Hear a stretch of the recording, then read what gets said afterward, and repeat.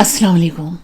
मैं उम्मीद करती हूँ आप लोग दुनिया के किसी भी खित्ते में इस चैनल को देख रहे हों, इंशाल्लाह खैरियत से होंगे। तो दोस्तों, आज कुछ बात होगी आप लोगों से पारा चनार में होने वाली कत्लो गारतगरी को बज़ाहिर फ़िरक़े वाराना फसादात कहा जाता है, मगर ऐसा है नहीं। इस पर भी आगे चलकर रोशनी डालेंगे। पहले ये बता दूं कि मरने वालों की तादाद 100 से ज़्यादा हो सकती है, जिनमें अक्सरियत अहले तशय्युई की है। 200 के करीब मुसाफिर थे जो पेशावर से पारा चनार जा रहे थे, और ये कॉन्वाय की शक्ल में, यानी ये 2 काफिले थे जो पुलिस की मायत में जा रहे थे पेशावर से पारा चनार। और एक कोई रास्ते में वहीं जो बड़ी शाहराह है जहाँ से ये गुजर रहे थे, वहाँ पर ये बाजन या बागन कोई देहात है, वहाँ पर कुछ लोग छुपे हुए थे जिन्होंने घात लगाकर इस काफिले पर हमला किया, और तकरीबन कोई 42-48 लोग तो फौरन ही मारे गए। एक लोगों को मारा गया, ये इनकी मौजूदगी में ये सिक्योरिटी वाले देखते रहे, लोगों को मारा गया। इसी तरह कन्वाई की सूरत में तो ये हमारे हाथ बांध के एक जुलूस की शक्ल में मरवाना चाहते हैं। जो मुझे शक था, जो मैंने बताया था, उसी तरह हो गया। मुझे बार बार फोन आते रहे, कभी 6 घंटे कन्वाई खड़ी है, कभी 5 बजे कन्वाई खड़ी है, 5 घंटे कन्वाई खड़ी है। क्यों, किस लिए? इसीलिए कि आगे बंदोबस्त करवानी थी, मरवाना था।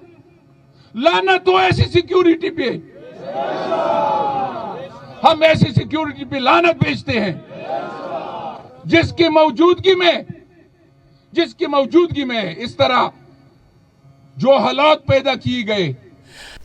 ये खुद रुकनी असेंबली हैं, लिहाजा जो कुछ कह रहे हैं वो पूरी जिम्मेदारी के साथ इनकी बात को मुस्तरद नहीं किया जा सकता। ये बहुत ही गौर तलब बात है, और इस वाक़े की बहुत ही गहराई से तफ्तीश होनी चाहिए। और ये जो खैबर पख्तूनख्वा की हुकूमत है, ये उसका काम है। हर ऐसे वाक़े के बाद एक बहुत अहम सवाल ये उठता है कि ये खून कौन बहा रहा है, क्यों बहा रहा है, और इसके पीछे क्या अवामिल हैं, क्या मकासद हैं। ये सब जानने के लिए इस इलाके के पस मंज़र पर एक मुख्तसर सी नज़र डालनी होगी। वैसे अमूमी तौर पर पाकिस्तान में दहशतगर्दी के जितने भी वाक़यात हैं, उनका ताल्लुक़ और उनका आगाज़ अफ़गान जिहाद से, डॉलर जिहाद जिसे अब कहते हैं, इसकी तमाम जो सिरे हैं जाकर उसी जिहाद से मिलते हैं। बल्कि ये कहना गलत नहीं होगा कि पाकिस्तान में दहशतगर्दी की बुनियाद अफ़गान जिहाद से पड़ी। तो पहले मुख्तसर अल्फाज में मैं आपको इसका जो कुर्रम एजेंसी का महल वक़ू है उसके बारे में बताती हूँ कि कुर्रम एजेंसी जो खैबर पख्तूनख्वा में वाक़ है, इसकी सरहदें अफ़गानिस्तान से जा मिलती हैं। कुर्रम एजेंसी बहुत ही खूबसूरत बुलंद और बाला पहाड़ों, कदीमी दरख्तों और बहुत ही ज़रख़ेज़ यहाँ की सरज़मीन है। कुर्रम एजेंसी उस पर मुश्तमिल है। मजमूई तौर पर कुर्रम एजेंसी की आबादी 8 लाख के करीब है, जिसमें निस्फ आबादी शिया कबाइल और निस्फ सुन्नी कबाइल यहाँ पर कुर्रम एजेंसी में रहते हैं। कुर्रम एजेंसी का जो ये डिस्ट्रिक्ट है पारा चनार, इसकी सरहदें अफ़गानिस्तान से मिलती हैं, और यहाँ पर अक्सरियती आबादी का ताल्लुक़ अहले तशय्युई से है, और सुन्नी कबाइल भी यहाँ पर रहते हैं।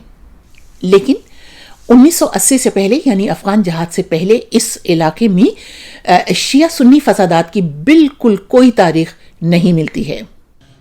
मैं इधर एक बात बता दूं, आप सारे सुन ले, कोई शिया सुन्नी लड़ाई नहीं है।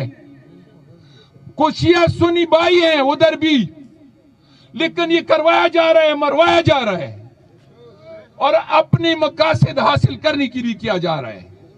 हुआ यूँ कि 1980 में जब अफ़गान महाजरीन पाकिस्तान आए, जिनमें से ज़्यादातर सुन्नी पश्तून थे, तो होना तो ये चाहिए था कि हुकूमत पाकिस्तान उनको किसी एक ही खित्ते में आबाद करती, लेकिन उन्हें खैबर पख्तूनख्वा के मुख्तलिफ ज़िलों में, मुख्तलिफ इलाकों में बसाया जाने लगा।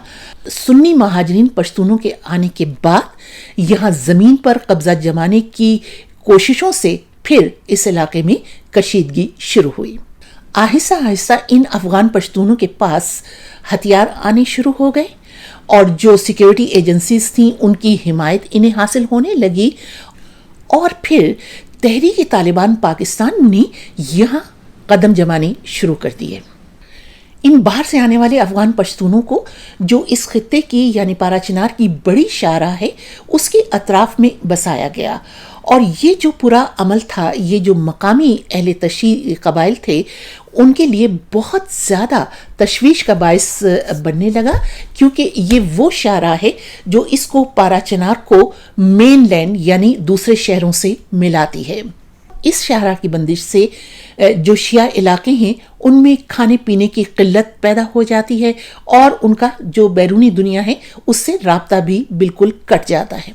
اور اگر آپ پارا چنار کی تاریخ پر نظر ڈالیں تو جو بھی قتل و غارت گری یہاں پر ہوئی ہے یا دہشت گردی ہوئی ہے یا ایک دوسرے کو مارا پیٹا گیا ہے وہ اسی شاہراہ پر۔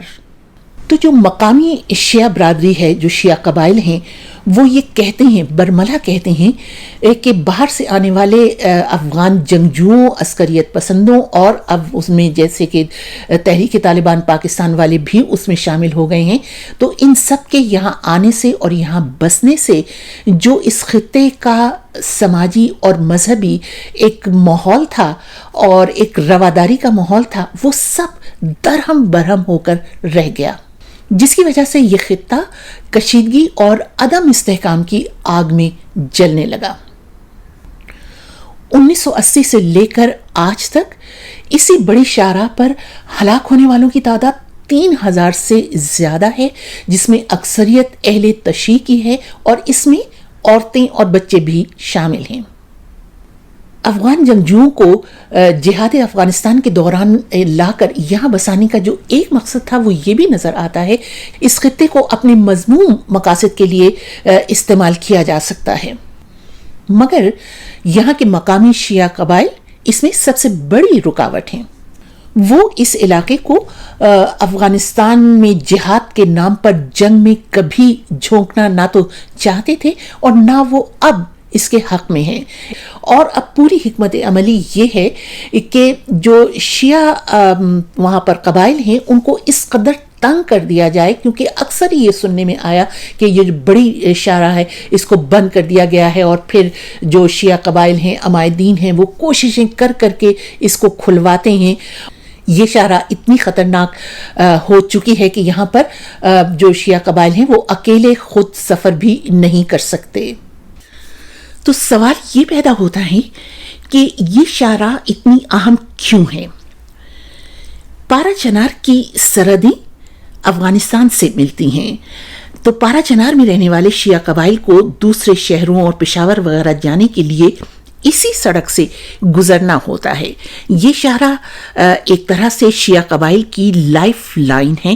اسے بند کرنے اور اس کے اطراف میں جنگجوؤں کو بسانے کا مقصد شیعہ برادری کو کا ایک طرح سے محاصرہ کرنے کے مترادف ہے، جس کا مقصد یہی ہو سکتا ہے کہ یا تو وہ اتنے پریشان ہوں کہ اپنے دیہاتوں سے نکل جائیں، اور یا پھر اتنے بے بس اور مجبور ہو جائیں کہ ان کی زمینوں پر قبضہ کیا جا سکے۔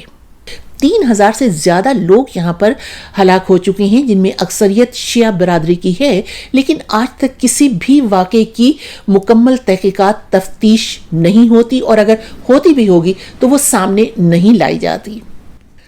شیعہ قبائل یہ کہتے ہیں کہ ہم لاشیں اٹھا اٹھا کر تھک چکے ہیں، اور نہ جانے کب تک وہ یہ لاشیں اور بھی اٹھاتے رہیں گے، کیونکہ یہ جو مقامی سیکیورٹی وہاں پر ہے اور جس طرح سے چیک پوسٹیں وغیرہ بنائی گئی ہیں، ان پر مقامی لوگوں کو قطعی کوئی اعتماد نہیں ہے۔ یہ سنیے ان کو رکن اسمبلی کو۔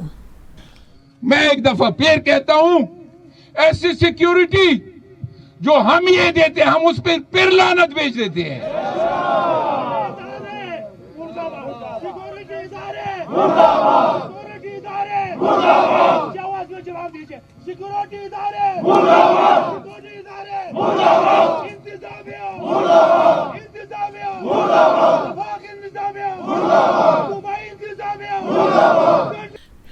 اور بس میں اپنا ویلاگ ختم کرتی ہوں۔ آپ لوگوں کی کیا رائے ہے ضرور دیجیے گا۔